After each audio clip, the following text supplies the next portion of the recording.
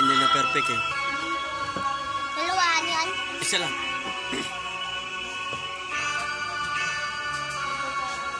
Pinagsisisihan lahat ng aking kasalanan. Kung di mararanasan, di pa mauunawaan. Ngayon natagpuan ko ang sagot sa katanungan. Mula ng bata pa lamang ka ng aking isipan.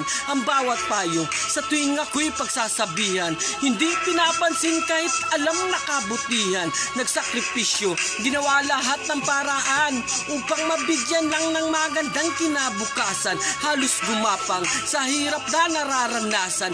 Hirap na kahit minsan di man lang nasuklian. Siyam na ban mong iningatan sa iyong sinapupunan. Nang mailuwal kahit lamok di marapuan. Sagana sa lahat, damit magandang laruan.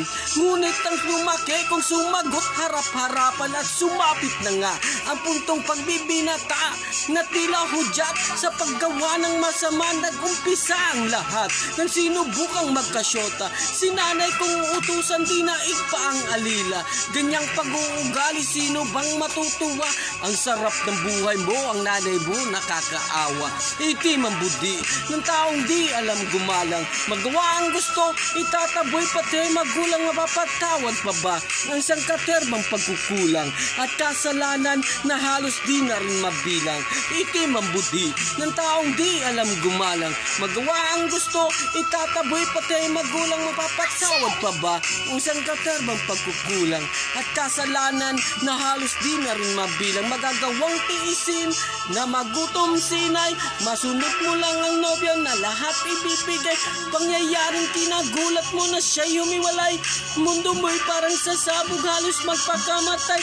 Naisipan tikman ang shabu at marijuana. Tuwang-tuwa naman mga demonyo mong barkada. Si inay di makatulog, magdamag nag-alala. Uuwi ka ng umaga, hihingi ka lang ng pera pag di ka nabigyan. Sa galit halos magwala ka at sasabihin pa sa iyong ina na walang kwenta. Ang matindi patol, talagang walang konsensya.